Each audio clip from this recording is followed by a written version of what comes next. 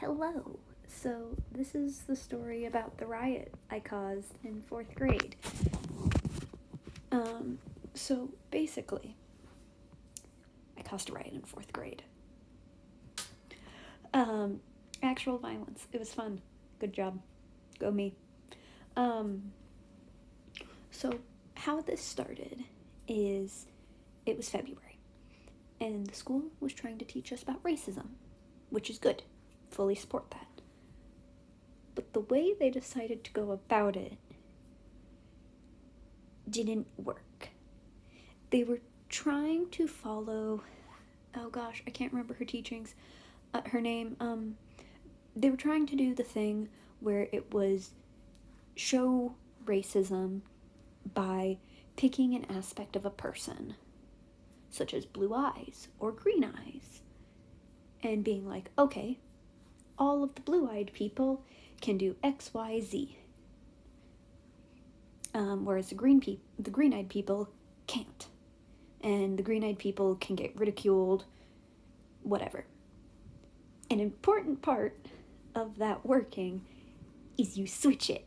You're supposed to switch it so that both sides experience both things. That is very important for that to work, for it to be able to be understood by people who don't experience racism. So, white people. It's true. That's the only way it's going to work. And it has to be a thing that does not actually have prejudice within the world. So, like eye color or hair color, not being a girl or a boy, because then you're just in sexism, and it just doesn't work. So what the school did was the library. Each week, the class got to go to the library. That was for every class. So they had it where each period it would switch between girls and boys being the privileged one. So that basically each class that went in for their hour, it would switch for them for the whole week. But they didn't switch it within the class period, or they didn't have you go back. They weren't going to have you go back to do that. My class was on Monday. We went to the library on Monday, so we were one of the very first ones. And when we went in, it was the boys had privilege. Now, already at this time, I was interested in justice and had been very invested in learning about the civil rights movement and about, like, injustices. Sorry, I keep noticing that my nose ring is crooked and it's bothering me. Basically, I was very invested in injustices in the world, and I wanted to help end them. So I had already done a lot of, like, research as much as my 4th grade actually couldn't read because learning disability brain could do. I had, like, watched lots of movies. I had my parents read to me about these types of things, etc. So we go to the library, and it was Boys' Privilege Day. And for that, what it was boys could check out movies, boys could cut you in line, and boys could take books out of your hand and check them out. They also, boys no longer had a book limit, whereas girls had a severely reduced book limit. And there was a few other things, including boys could be mean to girls. They could just be mean to them, like name-calling and things. Which, again, that's part of the experiment when it's done properly. When it's not about something that already exists, like sexism or racism. Like, you wouldn't do the racism experiment with people's actual race. Why would you do it with gender, which is also a thing that has prejudice in the world? But I digress. I'm already at 4 minutes. And so the boys were hugely taking advantage of this, which, like, yeah, of course you're going to. and they were ripping books out of my friends' hands. They were cutting them in line, like pushing them out of the way, and like checking out movies, and it was horrible. So I decided if we were doing a proper experience of what this is like, there needs to be someone to stand up against this. So when a boy tried to take my books out of my hand, I took them back and pushed him down. And then when he went and got a teacher to get me in trouble, I started crying. This one was on command. I started crying and was like, he pushed me first. I don't know what he's lying about. He didn't get in trouble, but also neither did I. And I gotta check out my books. Another boy took the books out of my friend's hands, and I took them back from him, and gave them back to her. And when someone tried to cut me in line, I tripped him. Teacher saw that one, got a little yelled at, but that was about it. And it was really bad. The boys also got to sit at the desks when we were done with checking out books, and it was like the reading time in the library. They got to sit at the desks, and the girls had to sit on the floor. I couldn't get away with fighting that one, because when I tried, the teachers told me to sit on the floor, because I was a girl. So that happened that day, and we got sent back to our class. And that was it. And the whole time, the boys were bragging about how they had gotten to be better than the girls, blah, blah, blah. And I heard later in the day, the other fourth graders were saying, like, one of the other fourth grade classes had girls be the main one, be the privileged one. And they were all bragging about how they were better than the boys and stuff. And I was like, this is all nonsense. This is all ridiculous nonsense. And it was getting to the point where, like, actual bullying was happening from both sides. So I tried to get it to stop within, like, once we went to recess that day. I tried to get it to stop. I tried to get all of the people to, like, agree that the experiment was, like, over and done. And someone threw wood chips in my face at one of the boys because, you know, we're in fourth grade. What do you do? And I was like, fine. I'm declaring a war on boys then.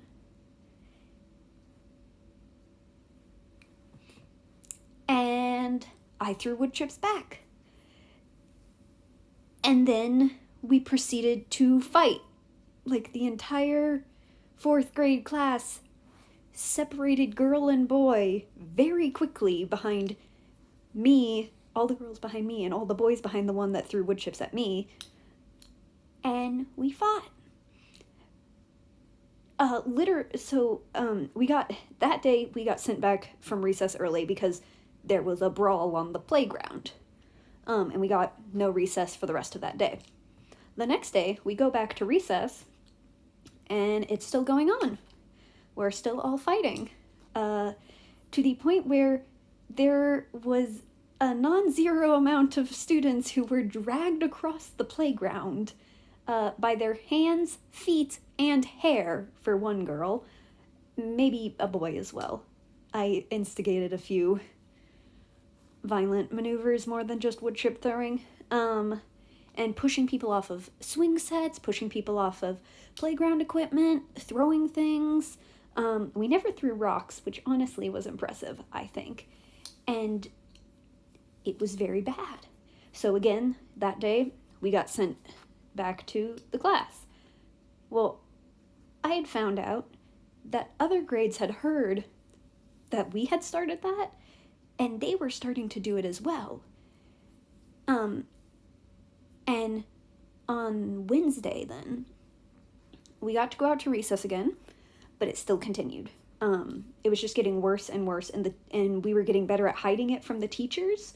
So like the recess aides had no idea what was happening, because if they looked, they just saw people talking, because they couldn't watch us all at the same time because there was only a few of them, and there were dozens of us. And so we were like throwing things, dragging each other, pushing each other off of things, but doing it like also working together to hide it from the teachers, which was weird. And other grades were, at that point, every other grade had started participating, and it had started moving to classrooms as well. By Wednesday, during the day, Wednesday, and completely on Thursday, the people were throwing paper during classes when the teacher wasn't looking, were writing horrible notes to each other, were throwing pencils, were erasers, everything was being thrown across classrooms. It was happening at lunch as well. There were no food fights. I was surprised about that. No food fights. It was all paper and stuff at lunch, but they ended up putting a silence, like you had to be silent at lunch to like try to mitigate it. And I don't think we got any recess Friday, but it was still happening within classrooms. No one was paying any attention. It was all fighting, and this was going on throughout the whole school. And one of the main reasons I know it was happening throughout the whole school was because it was happening on the bus through all the grades as well. Girls and boys had completely separated and were ignoring where they were supposed to be sitting on the bus, and were throwing things and yelling at each other and blah, blah, blah. And it was happening in the halls as well. And it was happening like on the way to go to the bathroom, and it was everywhere. So finally on Friday, it had come to their attention that I was leading all of this, which I was. Yeah. And so I got called to the principal's office, and he was like, Anna, why are you doing this? And I told him exactly why. I had declared a war on boys. And he was like, Anna, you can't do that. And I'm like, I did though. I did do that. I can, in fact, do that. And he was like, Anna, you have to stop this. And I'm like, no, because you're still doing this thing that didn't work, and you're not aiding and blah, blah, blah. I started going off on the principal of my elementary school about how sexist the situation was. And he was like, Anna, other schools did it, and it didn't turn out like this. And I'm like, other schools did this too? And he keeps trying to convince me to call a ceasefire. And I'm like, no. And he's like, Anna, you'll get in a lot of trouble if you don't, because I know you're in charge of this. Like, I'll have to, like, suspend you even. And I'm like, okay, do it then. Suspend my whole class. See how suspension goes when no one in the school is there. Because at that point, anyone getting in trouble, that didn't stop people fighting. So he is like, okay, Anna, what can I do to convince you to call a ceasefire? And I was like, apologize to the whole school publicly and convince this school and all the others to never do this again. And he was like, I can't do that. And I'm like, don't know what to tell you then. Gonna keep having fighting. And so while I am sitting there, he gets on his phone and calls another of the schools, and and it's on speaker, but he tells me to be quiet, and he's like, okay. And he explains the situation to that principal and explains everything that's been going on. And that principal is like, I mean, it didn't really work the way we planned here as well, but not that bad, so I guess we'll have a meeting to talk about what we should do next year then. And they finish their conversation, and he turns to me, he's like, is that good, Anna? Will a conversation be enough at least to make sure we end this? And I'm like, yeah, okay. Yeah, that works. And he's like, good. Go tell your classmates. And he sends me back to my class. I do not get in any trouble, but I am sent back to class, and I'm like, hey, all we need to, well, it's actually, I wait till, that was near the end of the day, so he sends me back to class, but it's on Monday. On Monday, our first recess, so it's after lunch. I'm like, hey, everyone, We need to stop this. It's out of hand. They're not gonna do the thing that started it again. And everyone was like, oh, you sure? This is kind of fun. And I'm like, yeah. And me and the boy that had thrown wood chips at me, shook hands, and we were like, okay, war's done, everyone. Go make sure you tell your siblings that are in other grades so it stops for them as well. And by the end of the day, Monday, everything was completely peaceful again. And it was, like, chill. Everything was back to normal. And they never did that that presentation that same way ever again. They did a similar thing like 2 years later, but it actually followed the eye color thing. But yeah, there's my very long story about causing a riot in 4th grade.